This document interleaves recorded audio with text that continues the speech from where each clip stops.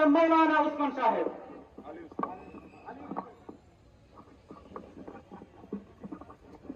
আসসালামু আলাইকুম ওয়া রাহমাতুল্লাহি ওয়া বারাকাতুহু। কুল জাআল হাক্কু ওয়া যাকাল বাতিল ইন্নাল বাতিলা কানা যাহুকা ওয়া ক্বালা আন-নাবিয়্যু সাল্লাল্লাহু আলাইহি ওয়া সাল্লাম কুল্লুকুম রাইন ওয়া কুল্লুকুম মাসউলুন আন রাইয়াতিহি আও কামা ক্বালা আলাইহি সালাতু ওয়াস সালাম। সংগ্রামী তৌহিদি জনতা, হেফাজতে ইসলাম বাংলাদেশের নেতৃবৃন্দ এবং সমস্ত সর্বস্তরের কর্মী এবং সহযোগী ভাইয়েরা, আমি আজকে আপনাদের সামনে এই কথাটা পরিষ্কার জানায় দিতে চাই যে মক্কার কাফেররা কাবাগরকে মূর্তি দিয়ে ভর্তি করেছিল, মুহাম্মদুর রাসূলুল্লাহ বিজয়ের দিনে সেই মূর্তি সব মক্কা থেকে ভেঙে চুরে বের করে দিয়েছিলেন।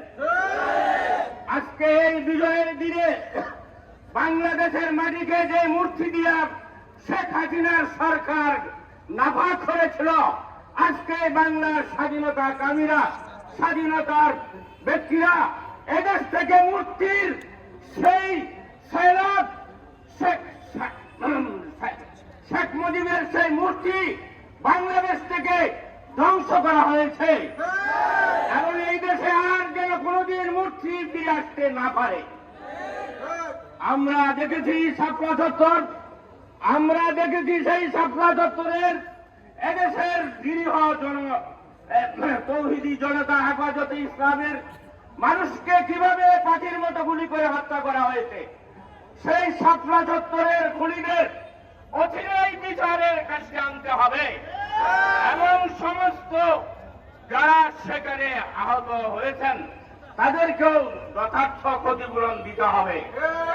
আমি আর কথা লম্বা করে আমি হাদিসটার সংক্ষিপ্ত কথা বলতে চাই। রাসূল বলেছেন, কুল্লুকুম রাইন কুল্লুকুম মাসউলুন আন রাইয়াতিহি। হে মুসলমান ব্যক্তিরা, মুসলমানরা প্রত্যেকেই তোমরা দায়িত্বশীল এবং প্রত্যেকেই দায়িত্ব পালনের জন্য আল্লাহর কাছে জবাব দিতে হবে।